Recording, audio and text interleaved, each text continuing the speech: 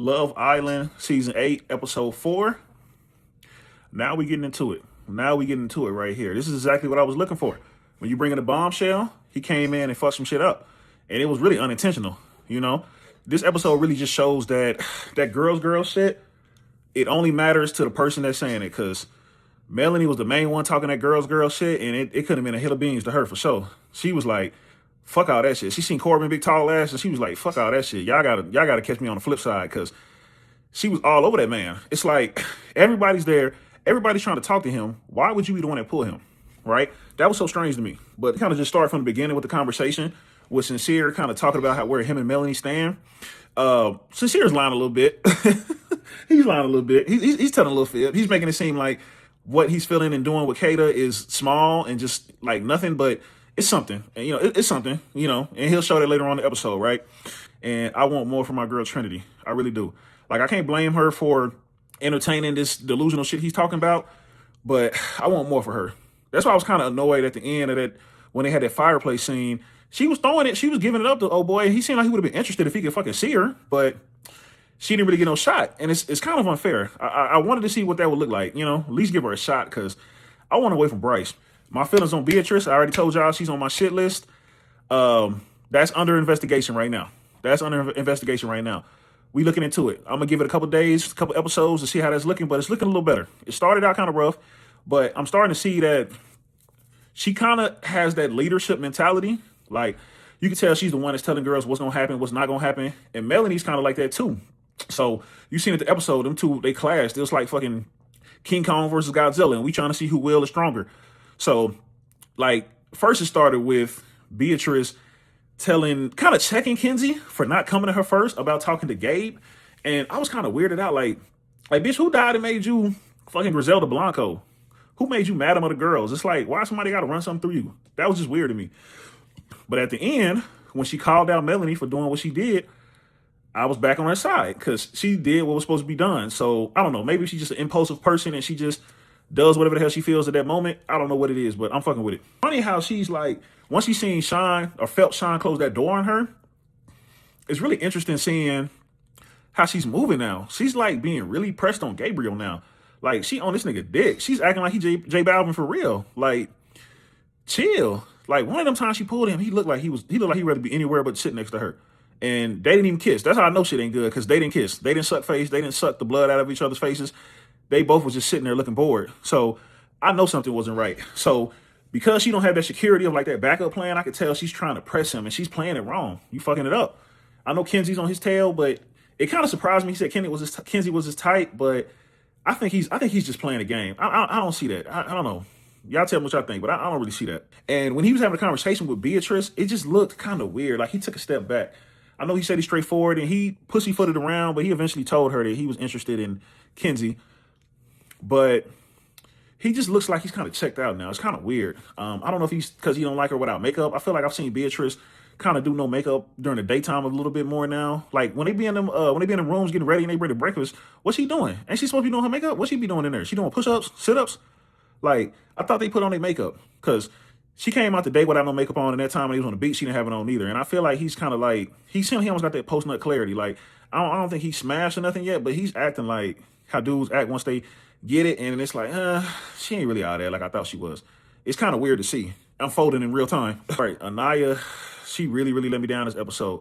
That's probably my biggest loser this episode, even over Melanie, because I touched on it before, like, why do y'all feel like y'all have to be everybody's homegirl? Her and Trinity. Why do y'all feel like y'all have to be everybody's therapist, everybody's friend? It's like, sometimes you got to work on yourself. Like, I know you feel like you and Casey is good, but you trying to be this girl's therapist whole time she trying to hump your man. Like, you don't see that? You don't think that's a problem? I know she think it's a problem, because in the confessional, she's saying it's a problem. She's telling everybody it's an issue but the girl she's trying to console at the end. It's like, why do you care about her feelings, but you don't care that she don't care about yours? I don't understand that. Like, I know you work for a nonprofit bit, but Love Island is not a nonprofit. Love Island is very much a profit. You can get $100,000 if you play it right. You need to step it up, man. I don't like that, because you interested in Sean. You don't want to step to Sean for whatever reason. You probably like Sincere still. You was at his door the first episode. You don't want to do that. You just want to lay around and hope KC move on you. It just don't make no sense. You gotta wake up, girl. You bad. I still think you bad. I still think you pretty. All that stuff, but it's something about you that just make you be like a pushover, man. I really hope you step it up. Because part of the conversation with Beatrice that was an issue with Beatrice and Melanie was that the two girls was just talking about how she was tripping, and when she came, y'all backed up. Like, what is it? Are y'all scared of her? Y'all could have supported her. It was a back and forth, but if y'all two supported her, it would have been one of two things Melanie would have did. Melanie would either cried and ran away because she felt cornered, right? Or she would have been like, damn, all right, my girls tell me I'm wrong, I'm tripping, right? And to kind of further expound on that, I think in the morning, this is how we gonna know if Melanie is gonna be like a hoodah or if she's gonna be something we ain't even seen before. Because if she get up in the morning and act like everything's cool, or even act like somebody wronged her, she's gonna be hoodah 2.0, and y'all know how to handle that. Y'all got to get that out of the villa, because we don't need her ruining another season. So either she's gonna be hoodah 2.0 or she's gonna be something better. Like if she gets up in the morning and apologizes to Beatrice and the girls for doing what she did, because she know that shit was foul. She know it's foul. That's breaking girl code.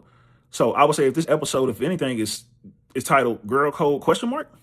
Like, is there really a girl code? Because it's like y'all put a fine nigga in there that's over 6'2", and y'all just lose y'all shit. And when I say y'all, I mean Melanie specifically. Like, all of them wanted him, but they knew they had to play it a little differently. But this is something that's weird, because it's like, you're in a couple, arguably the strongest couple there. Why wouldn't you think of Trinity or Kenzie at that moment? Kenzie's your girl. You definitely should have thought of Kenzie. But instead, you hop your happy ass up with this boy and take him up there and have this conversation, this stale ass conversation. As far as with Anaya, it's just like, you see how being everybody's homegirl don't work out for you? Like, you see how they work for you? Like, having the tea and being everybody's emotional support friend is like, what is that? Why are you doing that? I don't understand it. And it's like, it's hurting you. It's hurting you throughout the episode. You clearly it's hurting you, but you're not being cool with it. It's weird. I will say Kenzie's growing on me a little bit. She's growing on me a little bit. The shit she said about Bryce was hilarious. The turtle tongue, that got me. That was funny. She got some jokes on it for sure. That was funny. If I was sincere, honestly, I'd be planning my exit. I think he's already doing that, and he got to figure out a solid place to land. If he play this right, he really could get with Serenity. Not Serenity. He could really get with Trinity until something better come in, because this is not gonna be good for you. She's not gonna be good for you, right? Y'all had a good run, but that shit is dead. I will say the new guy, what is his name? Corbin. Corbin's cool. I like Corbin. I didn't think he'd be that tall or whatever, but I think Corbin's cool. He's what the villain needed. There's a lot of light-skinned boys, though. I feel like they should get a big chocolate dude in there to see who would like that. But Corbin's cool, man. He has a really interesting island type of draw to him. I wonder if he's like Haitian or Jamaican or something like that.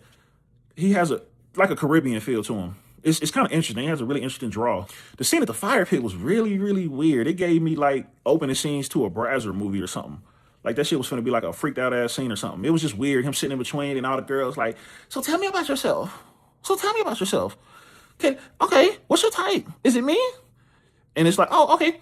What's my type? It's you. It's like, it was weird. It was just a weird scene. I really would have preferred him to just do one-on-ones with everybody. Just, that shit right there was weird. The guys watching that shit and breaking it down was hilarious. Like, Zach analyzing how he got his arm postured and shit. It's like, it was funny. It was funny. They brought a little bit of funny to the episode, because immediately after that, the shit was tense as hell. Because, again, Melanie, you talking about your girl's girl, but in that moment, you was not thinking about nobody but yourself. And that's the exact opposite of a girl's girl. And why the fuck would you think Kata would stop whatever she's doing to help you? Why? Are you cool? Are you okay? Like, Kata was like, huh? Kata was like frozen in place. She looked mortified to go over there with you. Like, are you serious? And who the fuck came to help her? Who you think? The only real girl's girl there, who's probably gonna end up with nobody. Anaya ass. I told you, Anaya was my favorite. I thought she was the most solid, but she gotta grow up. She gotta grow a backbone. That shit is killing me. I don't understand it. I'm excited for Sunday to come. Sunday's a pretty big day. You know, we're gonna finally get a recoupling. Somebody gonna go home. Since it's an extra guy, I think it's gonna be one guy that goes home. And y'all know who I think should go home. I don't even gotta push it no more. This is gonna be my prediction on how things will play out. I think that the new boy Corbin should get first picks, right? If he gets, it's hard to say because we don't know what the conversation will be like on Sunday. But if I had to go off of just looks and stuff like that, I would say Corbin's going to get the first pick. I think Corbin's going to probably pick Trinity, because I think Trinity's going to be the most thirsty for him. And then I think the girls should pick everybody else, because that's going to be the most drama. I think the girls pick everybody else. I think Anaya will pick KC. I think Trinity will take Corbin off the board. And then I think Melanie would have to go with Sincere. Then I think Depending on when, I think depending on when Kenzie gets to pick, that will be more drama. Because then you could have Kenzie pick somebody, and Kenzie, if Kenzie got some balls, she could snatch up Gabe ass, and then what's her face? Beatrice will have to pick somebody else. Then she mess around, pick Sean just to save him. Then we would have it would come down to who else is there? I think that's it. It would come down. Oh yeah, Zach. Kata would probably pick Zach. Yeah, and then it would come down to yeah. I guess it will come down to Kata. But if they really want to make it be some drama, it would come down to they can have it come down to Kenzie. Kenzie could pick between Sean or Bryce, and I think she would pick Sean, and then Bryce would have to go home. So I think it's going to be Trinity and Corbin, Melanie and Sincere, Kata and Zach, Casey and Anaya, and then Kenzie and Sean, and then Gabe and Beatrice. Right? So then the odd man out would be Bryce, which I don't think people would be crying, but I don't think nobody would be too tore about him going home. He's not really offering nothing to the show. We can get him on up out of here. But all in all, this episode was pretty crazy. We had a good game. The game was cool. I ain't even really talk about it because that shit is just background to me. But the episode was pretty cool. I liked it. I'm interested to see where they go with who they send home. And just let me know y'all guys' thoughts. And I'll holler at y'all on Sunday.